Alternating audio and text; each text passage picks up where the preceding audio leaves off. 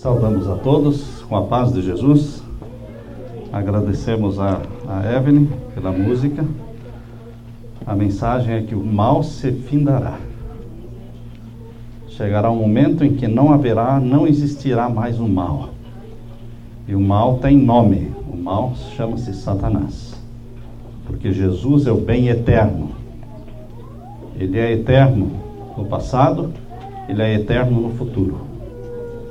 E nós louvamos a Deus por essa eternidade do bem. Mas o fim do mal, toda lágrima será enxugada.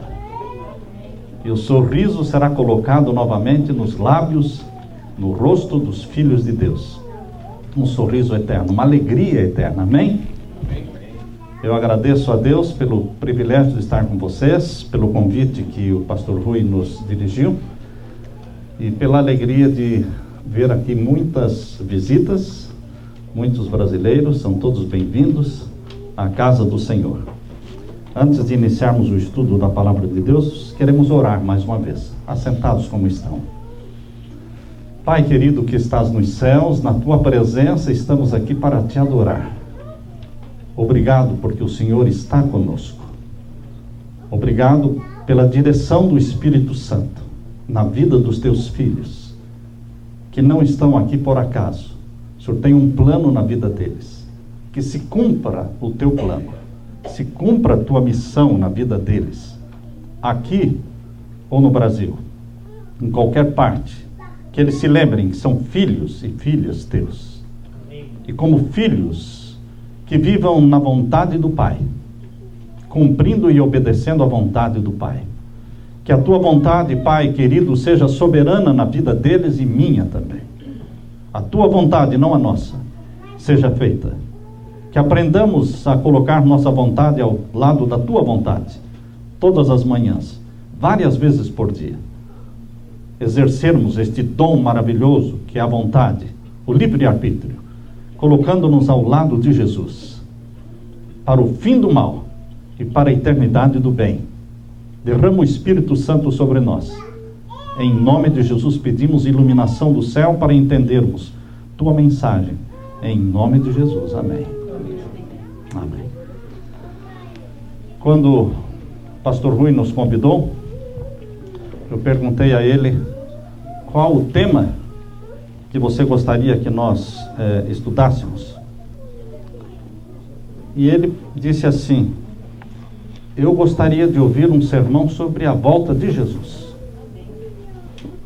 Então, ele pediu para a pessoa que ama pregar sobre a volta de Jesus. Então, foi um prato cheio assim para mim. Então, queridos, nós vamos falar hoje sobre a conspiração mundial para contrafazer, para anular ou para esconder a volta de Jesus.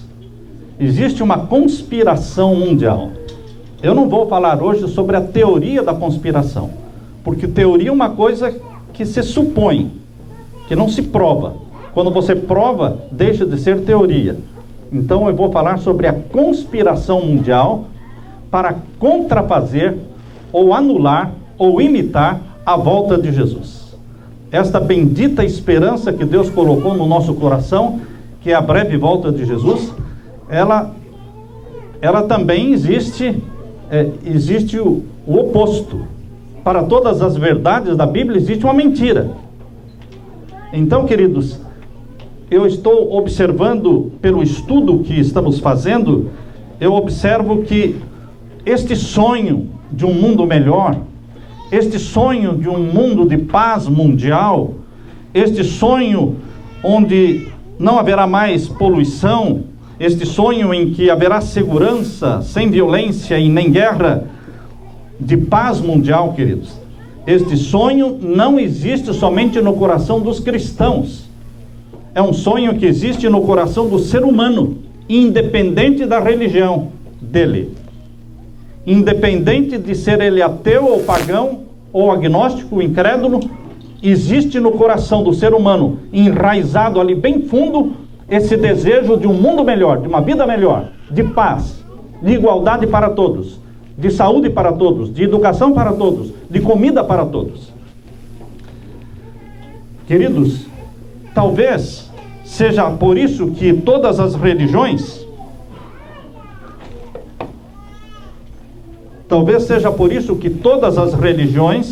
do mundo tenham como centro, e quando eu falo todas as religiões do mundo, são todas mesmo. É o budismo, é o islamismo, é o zoroastrismo, é o hinduísmo, é o judaísmo, é o cristianismo. Todas as religiões do mundo têm, bem no centro da sua crença, a esperança de um Cristo, a esperança de um Messias, a esperança de um homem de paz que vem resolver os problemas do ser humano. Em meio a tantos Cristos, porque às vezes quando você não pesquisa, você pode pensar que Cristo é uma coisa de cristão, é uma coisa do cristianismo. A esperança de um mundo melhor é coisa de cristianismo. Não, queridos. Hoje nós vamos ver que é uma questão do ser humano, não do cristianismo. Em meio a tantos Cristos, com certeza existe o verdadeiro Cristo. Se não existisse o verdadeiro Cristo, se não existisse o verdadeiro homem da paz, não existiriam também os falsos. A existência da mentira é a prova de que existe a verdade. Abra sua Bíblia em João capítulo 14, versos 1 a 3. Esta promessa, que se tornou a bendita esperança na vida do cristão, esta promessa é uma promessa que nos conforta, mas ela despertou ao longo dos séculos e em todo o mundo também contrafações. Nós lemos aqui em João capítulo 14, versos 1 a 3. Não se turbe o vosso coração, credes em Deus, crede também em mim. Na casa de meu pai há muitas moradas. Se não fosse assim, eu vou-lhe teria dito: vou preparar-vos lugar. E se eu for e vos preparar lugar, virei outra vez e vos levarei para mim mesmo, para que onde eu estiver, estejais vós também.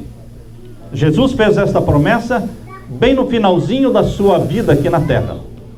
Ele estava no Monte das Oliveiras, um pouquinho antes de ascender ao céu.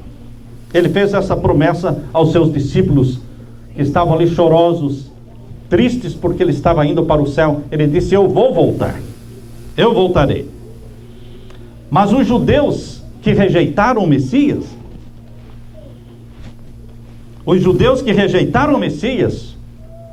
gerado pelo Espírito Santo no ventre da Virgem Maria, esses judeus também esperam por um Messias. Eles estão aguardando ainda o Cristo. Mas não são somente os judeus. Os muçulmanos também estão esperando por um Cristo, que eles chamam de Mahdi, ou Isa. Mas também os budistas. Lá no budismo também se espera a aparição de um Messias que chamam de Maitreya. Isso não é coisa de cristianismo. Isso é um desejo que existe no coração do ser humano, e em religiões onde Cristo não aparece, Jesus Cristo, o da Bíblia, não aparece, mas aparecem outros Cristos, expressando o sonho do ser humano, de um mundo melhor e de um homem de paz. O hinduísmo espera pela aparição de Kalki. Kalki seria o 10º ou o último Maha-Avatar. O zoroastrismo está esperando o surgimento de Saoshyant, o homem da paz. Não é difícil perceber, meu querido irmão, que todos esses Cristos existem. Sim. Falsos Cristos. Porque existe o verdadeiro Cristo, chamado Filho de Deus, que nasceu santo, que viveu vida santa, morreu pelos nossos pecados, foi sepultado, no 3º dia ressuscitou, ficou 40 dias na terra, ascendeu ao céu dizendo: eu voltarei. Ele prometeu voltar. Ele vai voltar. Ele volta com uma promessa de um novo sistema de governo. Ele volta com a promessa de uma nova ordem mundial. Um novo sistema de governo que a Bíblia chama de novo céu e nova terra, onde habita a justiça de Deus. Essa é a promessa. Mas em cima desta promessa verdadeira, existem também promessas falsas de um novo sistema de governo. Esse desejo de paz, de igualdade, não está restrito à religião. Não é coisa de gente religiosa somente. Nas pesquisas, eu tenho observado que pessoas que não creem na religião, pessoas que se proclamam agnósticos, incrédulos, eles também pensam num novo sistema de governo, de igualdade, de saúde para todos, de alimento para todos, de acabar com a violência. Por que existe isso? Existe o falso e o verdadeiro. Se existe esta bendita esperança da volta de Jesus, existe também a esperança da vinda do Cristo, do falso Cristo, do Maitreya. Foi com esse objetivo que foi planejada a Primeira Guerra Mundial. Eu quero dizer para vocês que guerras não acontecem. Algumas coisas podem ser chocantes, e essa é uma delas. Guerras não acontecem. As guerras são planejadas, pensadas. E as razões para as guerras nem sempre ou não são aquelas que os jornais anunciam, que os repórteres anunciam, aquelas razões que os próprios autores da guerra dão. Não, eles não estão expondo as verdadeiras causas da guerra. A Primeira Guerra Mundial, que durou 4 anos, de 1914 a 1918, e matou mais de 16 milhões de pessoas, eles deram uma causa, uma justificativa, eu diria uma desculpa esfarrapada, que eu não creio que você acredite nisso. Eles disseram, e está nos livros, isto está na internet também, que a causa da Primeira Guerra Mundial foi o assassinato de um herdeiro, um príncipe herdeiro do trono da Áustria, chamado Franz Ferdinand. Porque mataram o príncipe Franz Ferdinand, então eles resolveram matar mais de 16 milhões de homens e mulheres. Você acha que isso seria razoável? Não. Essa explicação que existe hoje na história, de que a Primeira Guerra Mundial foi porque mataram esse herdeiro do trono da Áustria, é uma desculpa bem frágil para esconder verdades que estão por trás das cortinas, cenas que estão por trás das cortinas. A verdade geralmente não está tão facilmente exposta, nem na Bíblia. Se você quer encontrar verdades mais sólidas, você tem que cavar, ir nas profecias. E mesmo na política, mesmo no mundo dos governos, você não vai acreditando nas verdades que eles falam assim em público. Você tem que cavar mais a fundo para descobrir as verdadeiras causas dos eventos, das decisões. Eu fui atrás das razões, queridos, das cenas atrás das cortinas. Mas a verdadeira razão nunca é aquela publicada. O sonho de um governo mundial foi a causa número 1 da Primeira Guerra Mundial. Sonho de um governo mundial.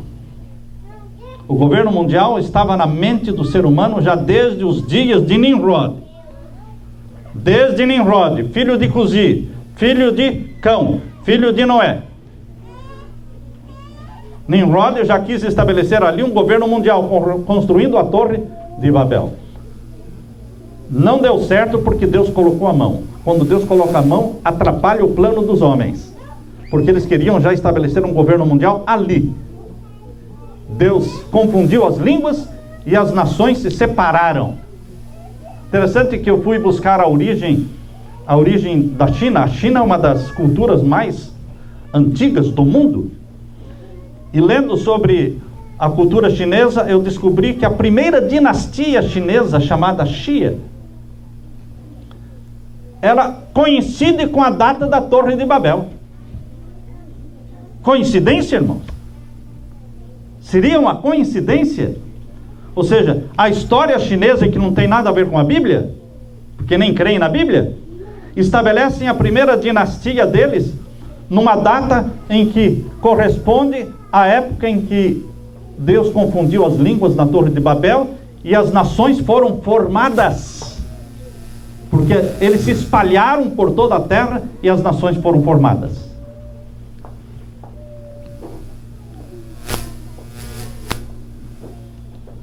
Em 1918 acabou a Primeira Guerra Mundial. Existe um livro, existem vários livros escritos sobre os jesuítas, e um dos escritores diz assim: se você quer confusão e quer guerra, chama os jesuítas. Os jesuítas, eles estão por trás de toda a guerra. Não, pastor, o senhor está falando toda a guerra, mas o senhor não quer dizer toda a terra, não? Eu quero dizer toda a guerra, toda é toda. A guerra civil dos Estados Unidos, eles estavam por trás dela. Abraham Lincoln, ele disse: eu não estou lutando contra o Sul, eu estou lutando contra os jesuítas. Está escrito isso, palavras de Abraham Lincoln. Querido, eles estavam atrás do Vietnã, eles estavam atrás da Primeira Guerra Mundial, eles estavam atrás da Segunda Guerra. Querem guerra? Chame os jesuítas. Porque eles têm o plano do governo mundial. Eles querem estabelecer um governo mundial. E a Primeira Guerra Mundial acabou em 1818. E em 1919, Stephen Dugan, lembra desse nome? Dugan. Ele editou um livro intitulado A Liga das Nações. Quando? Um ano depois que terminou a guerra, ele publicou este livro, Liga das Nações.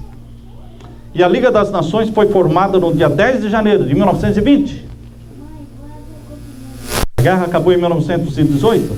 E a Liga das Nações formada 10 de janeiro de 1920. Com 63 nações. Mas a principal não entrou. Estados Unidos não entraram na Liga das Nações. E eles não conseguiram levar avante o plano do governo mundial através da Liga das Nações, porque a principal nação ficou de fora, Estados Unidos. E então, queridos, Woodrow Wilson, que era o presidente de então, ele tentou convencer o Congresso americano, mas o Congresso americano não aceitou.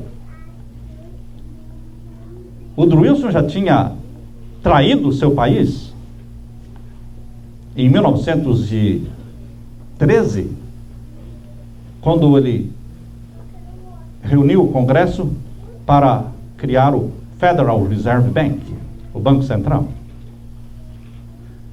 Ele já estava com a popularidade muito ruim. E quando ele tentou novamente fazer com que o seu país entrasse para a Liga das Nações, ele não conseguiu aprovação no Congresso. Levaram mais alguns anos para que eles fizessem outra guerra, queridos, para criar um governo mundial. Por isso foi necessária uma Segunda Guerra Mundial. E essa Segunda Guerra Mundial acabou em 1945, e em 1945 eles o quê? Criaram a primeira instituição, foi o primeiro passo de sucesso na formação de um governo mundial. Foi em 1945, quando criaram a Liga das Nações moderna, com outro nome, Organização das Nações Unidas, ONU. Agora deu certo, porque agora os Estados Unidos entraram. E não somente os Estados Unidos entraram, os Estados Unidos se tornaram a sede. A Liga das Nações, a sede primeiro na Europa. Agora eles decidiram colocar a sede da nova Liga das Nações, aonde? Em Nova York. Um prédio construído ali foi desenhado pelo arquiteto brasileiro, está ali em Nova York. Então, queridos, não somente os Estados Unidos entraram agora para a ONU, para o governo mundial, mas também tomaram a responsabilidade de levar avante este plano de governo mundial. Um fator muito forte na formação da Liga das Nações em 1920, e também um fator muito forte na formação da ONU em 1945, chama-se Alice Bailey. Não sei se vocês já ouviram falar dessa mulher, Alice Bailey. Ela era professora, escritora, médium. Afirmou que a maior parte dos seus livros, mais de 25 livros, ela recebeu todos por telepatia, que foi canalizado a ela de um ser tibetano chamado Dhoal Khu. Ela era uma médium. Nós cremos que, pela Bíblia, os seres mortos não se comunicam com os vivos. Nós cremos pela Bíblia, conforme diz em Eclesiastes, capítulo 9, verso 5, os vivos sabem que hão de morrer, mas os mortos não sabem coisa nenhuma. Eclesiastes 9, verso 5 e 6. Então, quem é esse morto chamado um tibetano de Dhoal Khu, que falava com Alice Bailey? Não é outro senão o demônio. O demônio fala em nome dos mortos, porque os mortos não falam. Então Alice Bailey era uma médium. Ela estava profundamente envolvida com o espiritismo, com a teosofia, com a astrologia e na crença de que o homem é Deus, de que o homem tem uma natureza divina. O marido de Bailey, Foster Bailey, seu segundo marido, juntamente com a esposa, fundaram uma organização chamada Lucifer Trust. Lucifer Trust. Lucifer Trust foi organizada para publicar os 25 livros de Bailey sobre misticismo e depois mudaram o nome de Lucifer Trust para Lucis Trust, para não assustar as pessoas. Hoje existe a organização Lucis Trust, mas o nome é Lucifer Trust, e se tornou uma organização não governamental, membro da ONU. Só que na ONU ela se chama Goodwill World. Goodwill World. Esse é o nome. Queridos, ela influencia os delegados e afirma que a paz mundial não pode vir a menos pela unidade espiritual que deve ser estabelecida. Esse lado espiritual se tornou uma força muito grande dentro da ONU. Alice Bailey desprezou os judeus, rejeitou o cristianismo, mas ela acredita num Cristo. Vejam, ela crê que a humanidade vai ser salva por esse Cristo. A aparição deste Cristo está ligado a vários livros e citações notáveis que ela fez. Eu quero ler algumas citações dela, Alice Bailey. Ela diz assim: o tibetano me pediu. O tibetano não é outro senão quem? O demônio. O tibetano me pediu para deixar claro que quando ele está falando do Cristo, ele está se referindo ao seu nome oficial como chefe da hierarquia. O Cristo funciona para todos os homens, diz ela, independentemente da sua fé. Ele não pertence ao mundo dos cristãos mais do que para os budistas ou muçulmanos ou qualquer outra fé. Eu me dedico, diz Alice Bailey, eu me dedico novamente ao serviço da vinda dele. E como eles creem na vinda desse Cristo da nova era, o Cristo, o Maitreya ou o Mahdi, eu me dedico novamente ao serviço da vinda dele e vou fazer tudo o que puder para preparar as mentes e os corações dos homens para esse evento. Eu não tenho outra intenção na minha vida. Palavras de Alice Bailey. Seu objetivo espiritual é o estabelecimento do reino de Deus. Porque Satanás se proclama Deus. Então ele quer estabelecer o reino de Deus, mas ele como Deus. Um dos primeiros passos para isso é preparar a mente dos homens a aceitar o fato de que o reaparecimento de Cristo é iminente. Vai ser logo, breve. Para permitir que ele hoje ande entre os homens, exige um mundo que terá nele trabalhadores suficientemente eficazes e as pessoas espiritualmente orientadas para mudar a atmosfera do nosso planeta. Então, e só então, o Cristo pode vir. Não vai haver qualquer dissociação entre a Igreja Universal, aqui não é Igreja Universal do Edir Macedo, não. Aqui é a Igreja Universal, do mundo todo. Não vai haver qualquer dissociação entre a Igreja Universal e as lojas maçônicas e os círculos internos das sociedades esotéricas. Desta forma, as metas e os trabalhos das Nações Unidas deverá ser solidificado em uma nova Igreja de Deus. Queridos irmãos, a ONU existe para criar uma nova Igreja de Deus. Tanto a Liga das Nações em 1920 como a ONU em 1945, ela deixou-se guiar pelos escritos de Alice Bailey. Se bem que muitos olhem para a ONU como uma instituição política, ela é mais do que política, ela é espiritual.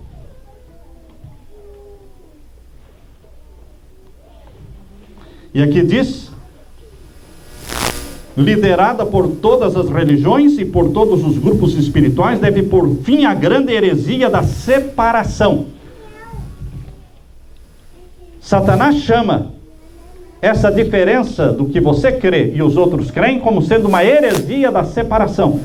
Você está tentando associar esta heresia da separação àquilo que tem sido dito ao longo dos dias, semanas e meses pelo Papa Francisco? Que existe heresia na separação. Que Deus trabalha através da unidade. Unir todas as igrejas. Queridos, vai chegar um momento, e será muito logo, em que aqueles que pensam diferente, aqueles que comem diferente, aqueles que guardam um dia diferente, vão ser vistos como hereges. Heresia da separação. Vocês querem ser separados. Vocês não andam junto com todos. Vocês querem falar uma linguagem diferente, adorar um Deus diferente, guardar um dia diferente. E ainda ela diz assim: ele, o Cristo vindouro, irá se mover para restaurar os antigos marcos espirituais, para eliminar o que não é essencial, reorganizar todo o campo religioso, mais uma vez, em preparação para a restauração dos mistérios. Esses mistérios, quando restaurado, vai unificar todas as crenças. Será que o Papa Francisco não está reunificando todas as crenças? Não está reunindo líderes do islamismo, do budismo, do hinduísmo, do judaísmo, do cristianismo, do protestantismo? Não está ele reunindo todas as crenças? Não é ele quem tem dito através de seus discursos que todas as religiões levam para o céu? E adoram o mesmo Deus? Isso é uma religião universal. É exatamente o que Alice Bailey escreveu. Ela recebeu estas mensagens de quem? Do tibetano, que não era outro senão o próprio demônio. Isso se infiltrou na ONU. É assim, é isso que a ONU acredita. A ONU tem suas raízes, queridos, no espiritualismo. Alice Bailey teve uma influência poderosa tanto na Liga das Nações como na ONU. O seu grande objetivo era claramente reverter a dispersão de Babilônia e construir um governo mundial. Robert Miller, secretário-geral adjunto da ONU por mais de 40 anos. Robert Miller, mais de 40 anos na ONU como secretário adjunto. Ele acredita na divindade do ser humano. Estão percebendo que a ONU é uma igreja? A ONU é uma instituição religiosa? E foi profundamente influenciado por Alice Bailey e pelo padre jesuíta Pierre Teilhard Chardin, que ensinou que o homem estava em um estado contínuo de melhoria e faria eventualmente atingir um estado de paz e unidade planetária. O segundo secretário-geral da ONU, Dag Hammarskjöld, tornou-se um místico. Ele também disse que a espiritualidade era a chave final para o nosso destino terrenal, no tempo e no espaço. O que eu estou tentando mostrar, queridos, é que o sonho da volta de Jesus que você e eu temos é um sonho que está presente em todas as religiões. A vinda de um Cristo, a aparição de um Cristo. Mas o que eu estou tentando mostrar também é que as organizações políticas do mundo, também eles têm um plano espiritual para o mundo. Não é somente a religião, mas os governos têm um plano espiritual que se chama governo mundial.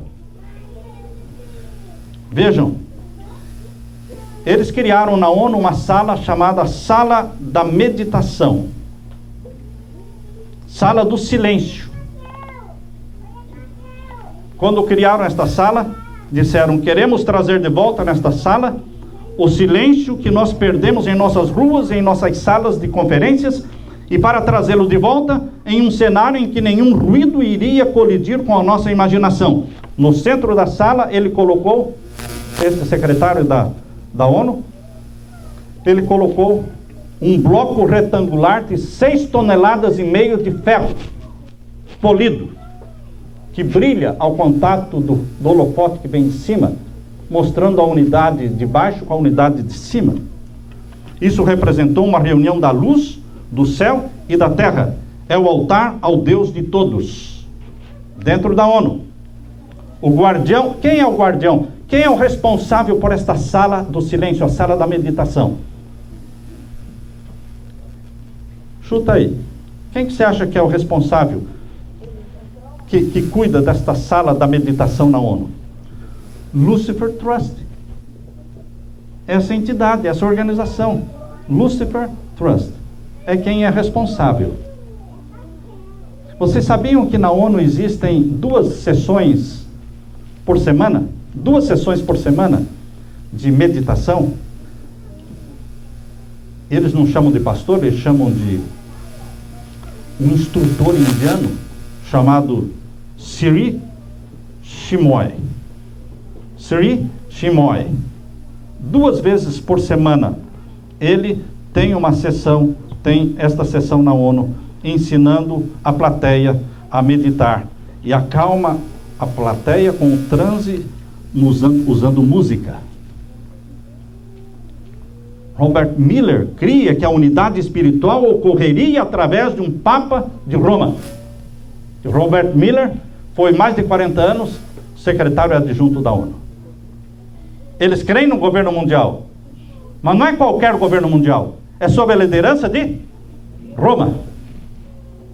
Interessante. Os jesuítas estavam por trás da formação da primeira Liga das Nações. Os jesuítas estavam por trás da formação da segunda Liga das Nações, chamada ONU. E eles têm o plano da nova ordem mundial. Na nota de dólar que você tem, pelo menos essa nota você tem que ter, né? $1. Atrás da nota de dólar, existe ali a pirâmide inacabada. Essa pirâmide inacabada representa o nosso mundo. E essa pirâmide só vai ser acabada quando for instituída a nova ordem mundial, o sistema mundial de governo. Então se completa a pirâmide. Interessante, queridos, que este selo dos Estados Unidos, porque ali o que está na nota de dólar é o selo dos Estados Unidos. Foi votado como selo dos Estados Unidos a pirâmide inacabada com o olho de Horus lá em cima, chamado olho de Lúcifer. E embaixo da pirâmide existe a frase Novus Ordo Seclorum, quer dizer, nova ordem mundial, nova ordem secular, mas o mais usado é nova ordem mundial. Está ali no pé da pirâmide. Foi votado pelo Congresso em 1782 para ser o selo dos Estados Unidos. Veja que o Illuminati, uma instituição jesuíta, o Illuminati, foi fundado no dia 1º de maio de 1776. Agora você pode descobrir por que 1º de maio é feriado, né? É feriado no Brasil, é feriado aqui, é feriado na Rússia, todo lugar é feriado. Porque é o dia do Illuminati. Queridos, 1º de maio de 1776 foi criado o Illuminati. 1776. 1776 também foi a declaração da independência dos Estados Unidos. Em 1782, poucos anos depois, os Estados Unidos escolheram como selo do país o selo do Illuminati, que é jesuíta. e que tem embaixo escrito Nova Ordem Mundial. Então o sonho jesuíta se tornou um sonho do Illuminati, que se tornou um sonho dos Estados Unidos. E no ano de 1935, Franklin Delano Roosevelt, presidente dos Estados Unidos, ele introduziu na nota de dólar este selo dos Estados Unidos, em 1935. A nova ordem mundial, o governo mundial, que é um sonho jesuíta, para que o Papa domine o mundo todo, queridos, isso se tornou um sonho americano. Sonho americano. Estados Unidos comprou este sonho e escolheu como meta de estabelecer este governo mundial. Com o sucesso da ONU, queridos, em 1945, foi criado também, 3 anos depois, o Estado de Israel, 1948. Vocês sabem onde é que estará o trono de Cristo? Na nova ordem mundial de Deus, no novo céu e na nova terra, que Deus vai estabelecer. Onde estará o trono de Cristo? Na nova Jerusalém. Então o trono do anticristo tem que estar aonde? Na velha Jerusalém. Mas a velha Jerusalém não pertence ao anticristo, pertence a Israel. Eles criaram o Estado de Israel em 1948 e estão preparando Israel para ser entregue a quem? Ao Papa. O Papa vai receber Israel. E ali estará o trono. Uma das sedes papais estará onde? Estará em Jerusalém. O anticristo segue as pisadas do Cristo. Queridos, em Daniel capítulo 11, abra sua Bíblia em Daniel capítulo 11. Não é somente a volta de Jesus que está sendo imitado, uma contrafação da volta de Jesus, mas é o governo mundial de Deus, do novo céu e da nova terra, que Satanás está criando uma contrafação aqui na terra. Abra sua Bíblia em Daniel capítulo 11 e vamos ver então os versos 40 em diante. Veja aí, o verso 40 em diante. No capítulo 11, o rei do norte, Tiago White, acreditava que era o papado, e eu creio da mesma forma, que o rei do norte no capítulo 11 é o papado. Então quando você lê o rei do norte, pense no papado. Quando você lê rei do sul, pense no ateísmo simbolizado hoje pelo islamismo. O islamismo é uma religião que faz frente ao papado, mas vai ser destruído e vai ser vencido pelo papado. Aqui diz o capítulo 11, verso 40, leiam aí. E no fim do tempo, o rei do sul lutará com ele. Ou seja, o rei do sul, islamismo, vai lutar contra o rei do norte, o papado. E o rei do norte o acometerá em carros e com cavaleiros e com muitos navios, entrará nas terras e as inundará e passará. Quem vai sair vitorioso? O rei do norte. Verso 41. E o rei do norte entrará na terra gloriosa. Onde é a terra gloriosa? Jerusalém, Israel. O rei do norte vai dominar aonde? Jerusalém e Israel. Mas para que então? Para que então a ONU criou o Estado de Israel em 1948? Para preparar, para entregar ao papado. Porque ali ele vai colocar a sua sede. E agora diz o verso 45, irmãos. Abra sua Bíblia no verso 45, capítulo 11, verso 45. Falando do rei do norte. Ele armará as tendas do seu palácio entre o mar grande, que é o mar Mediterrâneo, e o Monte Santo, que é onde estava o templo de Salomão, mas hoje, ali no Monte Santo, está uma mesquita maometana. Ele, o rei do norte, o poder papal, vai armar as tendas do seu palácio ali. Isso é uma profecia, irmãos, anunciando a forma como Satanás vai usar para contrafazer o reino mundial de Deus. E o reino mundial de Deus, que chama Novo Céu e Nova Terra, tem uma contrafação que é a nova ordem mundial, que está sendo estabelecida no mundo hoje. Hoje está em processo a nova ordem mundial. O secretário de Estado americano, John Kerry, em visita a Jerusalém em 2013, fez a sugestão de que Jerusalém seja colocada sob a administração do Vaticano. Não sei se vocês leram ou ouviram esta notícia, está na internet, isso é de 2013. Queridos, quando eu ouvi John Kerry sugerindo que Jerusalém fosse administrada pelo Vaticano, não por Israel e nem pelos palestinos, e sim pelo Vaticano, eu disse, está aí a profecia. Ela está se cumprindo. Está em processo de se cumprir. Vai chegar um momento em que a guerra ali entre palestinos e israelitas será tão grande que o quê? Que o apaziguador, o mediador, será o poder papal, cumprindo a profecia. Armará as tendas do seu palácio entre o Mar Grande, o Mediterrâneo, e o quê? O Monte Santo. A Bíblia diz que Cristo tem o seu trono na Nova Jerusalém, e esta cidade descerá do céu exatamente no mesmo lugar onde está a velha Jerusalém. Então, o anticristo quer armar as suas tendas do seu palácio ali. Não é surpresa, queridos. Apocalipse 13. Abra sua Bíblia em Apocalipse 13. Quando nós falamos de conspiração, alguns gostam de usar a palavra teoria da conspiração. E eu não gosto de usar essa palavra teoria da conspiração, mas eu uso a palavra conspiração, porque teoria é algo que você não prova.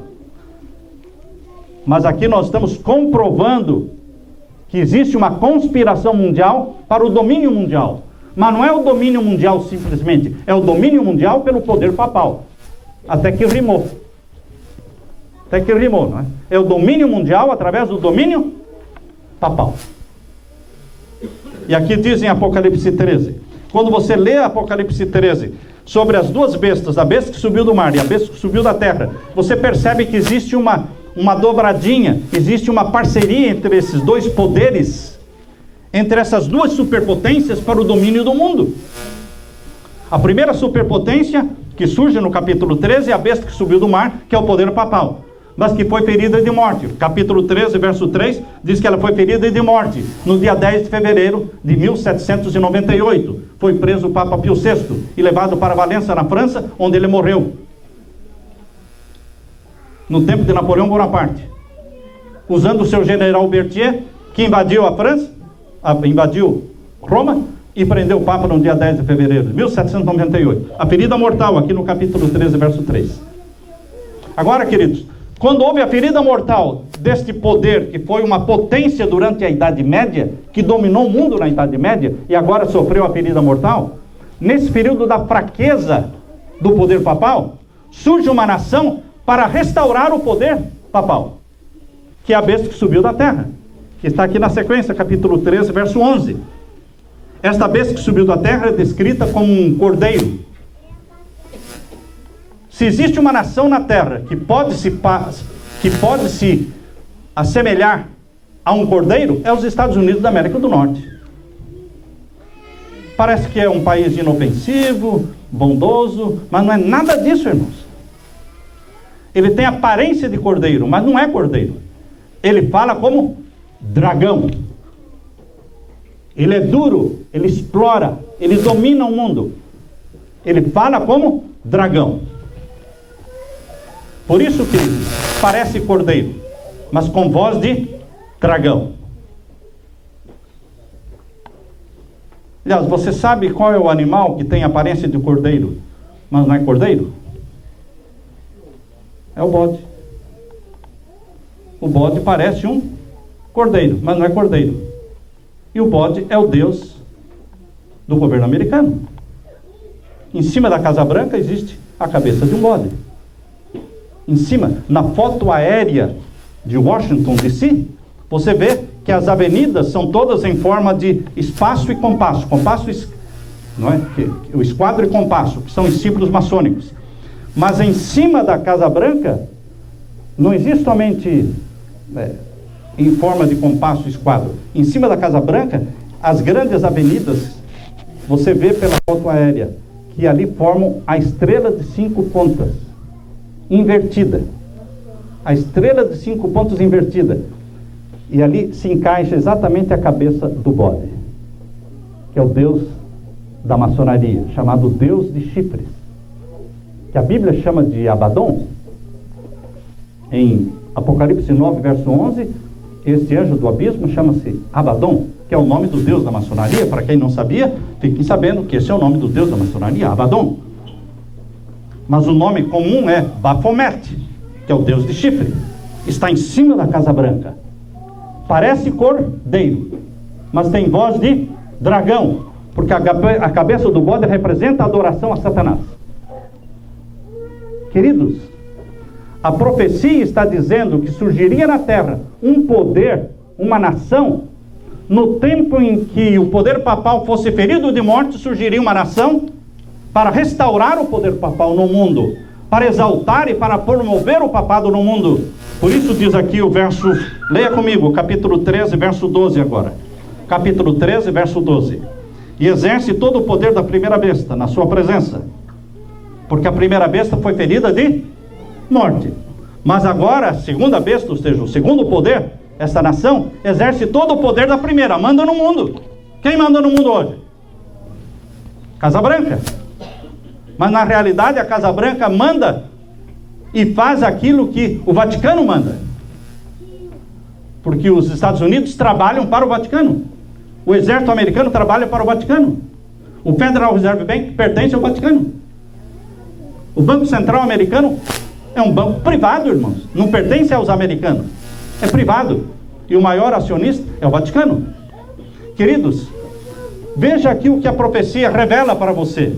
Agora no tempo do fim, quando Deus enviará seu Filho para estabelecer o reino dele, Satanás quer estabelecer o reino satânico na terra, antes do reino de Cristo. Um governo mundial. Veja o verso 12, vamos ler. Capítulo 13, verso 12. Exerce todo o poder da primeira besta na sua presença, e faz que a terra e os que nela habitam adorem a primeira besta cuja chaga mortal fora curada. Quem fará com que a terra toda obedeça ao poder papal? Os Estados Unidos. Fará com que toda a terra adore a primeira besta, que tinha sido ferida, mas a chaga foi o quê? Curada. Pasmem agora, irmãos. No ano de 1798, o poder papal recebeu a ferida mortal. Que nação surgiu no mundo como nação em 1798? Não pode ser coincidência, irmãos. Quando você fala coincidência, eu diria não. Coincidência? A França, que feriu o poder papal em 1798, foi a França. A mesma França reconheceu os Estados Unidos no mesmo ano, 1798, como nação. A primeira vez que os Estados Unidos foram reconhecidos como nação no mundo foi em 1798, e pela França, a mesma que atingiu, deu a ferida mortal no papado. Agora os Estados Unidos restauram o poder papal. Quem é que promove o Papa? Estados Unidos. Quem fez aniversário do Bento XVI na Casa Branca? Presidente Bush. Quem é que agora convidou o Papa Francisco para vir falar no Congresso? Tudo isso é promoção, tudo isso é exaltação, tudo isso é criar a popularidade papal diante do mundo, encher os olhos do mundo de que este é o homem que deve governar o mundo. Os Estados Unidos investem milhões para isso, porque deve tudo que tem ao Vaticano. Tudo que os Estados Unidos deve para o Vaticano.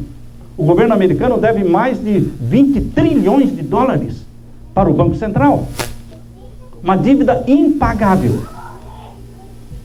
Queridos, o Banco Central não está nem aí se vai receber a dívida ou não. O Banco Central não está preocupado se vai receber esses trilhões de dólares. Eles não precisam, eles podem imprimir quanto dinheiro eles quiserem. É só tinta e papel. Eles imprimem quanto dinheiro eles quiserem. O Banco Central só tem uma preocupação: ter o domínio do país.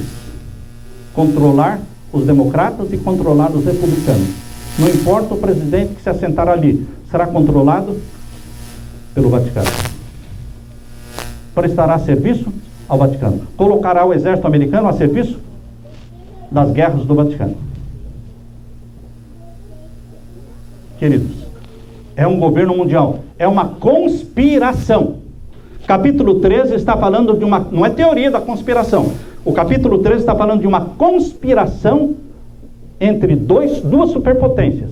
Uma superpotência religiosa, e uma superpotência militar, que se unem para dominar o mundo e colocar o mundo sob o poder papal. Isso é conspiração mundial.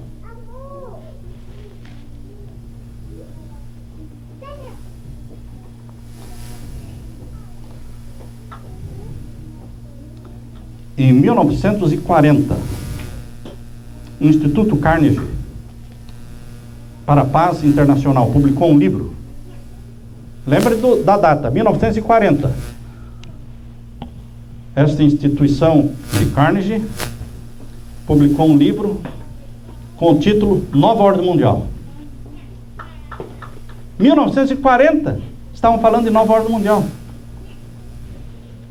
Lembre-se que o primeiro presidente americano que começou a falar sobre a Nova Ordem Mundial foi o Bush pai.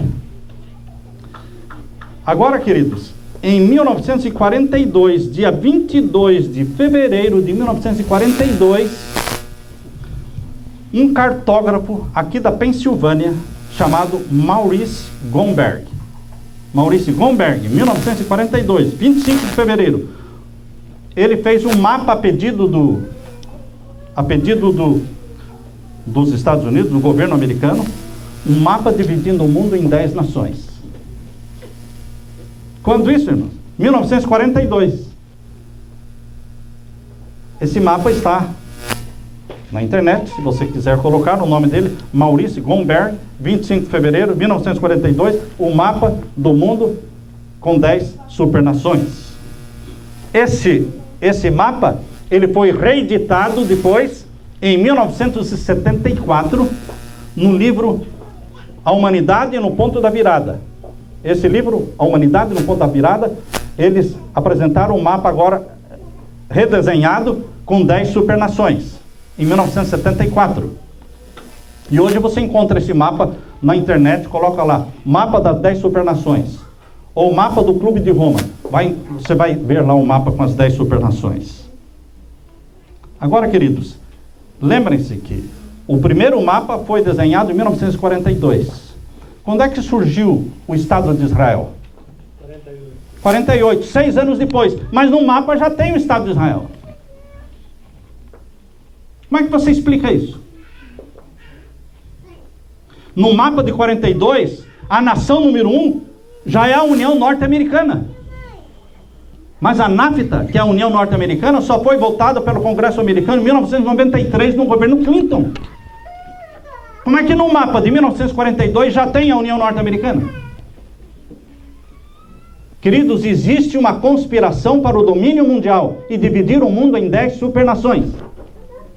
E por acaso não são estas 10 supernações que Deus disse que existiriam na Terra antes da volta de Jesus? Abra sua Bíblia em Apocalipse 17. Aqui estão as 10 supernações. Deus falou que quando Cristo voltar ao mundo, o mundo estaria dividido em 10 supernações. Apocalipse 17, verso 12. Apocalipse 17, verso 12. Aqui lemos: e os 10 chifres que viste são 10 reis que ainda não receberam um reino. Por que Deus disse para João? Esses 10 chifres que você vê na besta são 10 reis que ainda não receberam um reino. Ou seja, são 10 reinos que estão em processo de formação. São reinos modernos. A lição da escola sabatina sobre o Apocalipse de 1989 comentou o Apocalipse 17, verso 12, dizendo: esses 10 reinos são 10 nações modernas.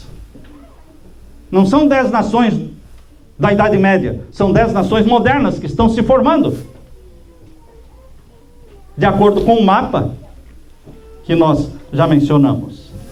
Queridos, agora dia 12 de fevereiro, Papa Francisco vai se encontrar com o patriarca da Igreja Ortodoxa Russa, pela primeira vez em 1000 anos. Quando Bento XVI renunciou, nós dissemos algo que nunca aconteceu, renúncia papal. Agora nós estamos dizendo, há 1000 anos a Igreja Católica e a Igreja Ortodoxa se separaram. E agora pela primeira vez o patriarca russo e o Papa se juntam. E vão ter um encontro dia 12 de fevereiro, logo aqui em Havana, em Cuba. Será por que Cuba, não é? Queridos, o cenário mundial está montado para o último capítulo da história da Terra. O cenário do palco está montado. E as cenas estão acontecendo. E o povo de Deus pode estar dormindo. Porque acha que isso é uma teoria de conspiração. Não, irmãos. Não estamos pregando sobre uma teoria. Estamos pregando sobre a conspiração de Apocalipse 13. Uma conspiração entre os dois poderes, das duas bestas, que se unem para dominar o mundo e ofuscar o plano da volta de Jesus. Porque eles têm um Cristo que eles estão esperando, um Maitreya que eles estão esperando, que é o falso Cristo, para esconder o verdadeiro Cristo, desviar a mente do povo, para que não se prepare para a volta de Jesus. Meu apelo é para você, meu querido irmão, que não é tempo de dormir, não é tempo de ficar morno, é tempo dos cristãos não serem mornos, mas quentes, batizados pelo Espírito Santo, cheios do Espírito Santo, acompanhando os acontecimentos mundiais, porque a profecia se cumpre na história. E ela está se cumprindo diante dos nossos olhos, e Jesus está voltando. Eu quero que você se prepare. Eu quero que você deixe de fazer planos a longo prazo nesta terra e coloque os seus planos de longo prazo no céu. E é para lá que você quer levar a sua família, seus filhos. Você quer salvar a sua família.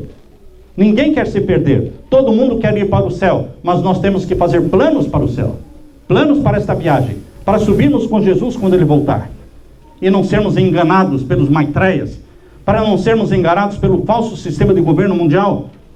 Porque o nosso lugar é o novo governo de Deus. Novo céu, nova terra onde habita a justiça de Deus. Onde Jesus Cristo será o Rei dos Reis. E nós seremos súditos. E de sábado em sábado viremos adorar a Jesus na Nova Jerusalém. Queridos, este é o sonho de Deus para você. Eu quero fazer parte deste sonho. E você? Você também quer fazer parte desse sonho? Eu quero fazer uma oração por aqueles que também querem ter o sonho, para que esse sonho se torne realidade na sua vida, na vida da sua família. Quero orar por você. Onde você está? Só levante a sua mão, para que Deus enxergue lá de cima. Você tem que se manifestar, você tem que usar os seus braços para dizer a Deus: eu quero, Senhor. Eu e minha família queremos ir para o céu. Pai querido, em nome de Jesus, levantamos nossas mãos. Em nome de Jesus, dizemos que cremos no novo céu e na nova terra que o Senhor está sonhando em nos dar. Queremos que o Senhor nos livre desse sistema de governo mundial da terra. Queremos que o Senhor nos livre, Pai, dos falsos cristos. Queremos que o Senhor nos livre dos enganos. Obrigado pela profecia, Pai querido, que o Senhor escreveu para nos fortalecer a fé, para nos mostrar quão próximos estamos da volta de Jesus. Querido Jesus, nós te amamos. Queremos dedicar a Ti nossos filhos, nossa família, esposa, marido, tudo que temos e somos, dedicamos ao Senhor. Tira de nós este encanto da terra. Coloca o encanto do céu no nosso coração. E volte logo, querido Jesus, é o nosso pedido em Teu nome. Amém, Senhor. Amém, Senhor.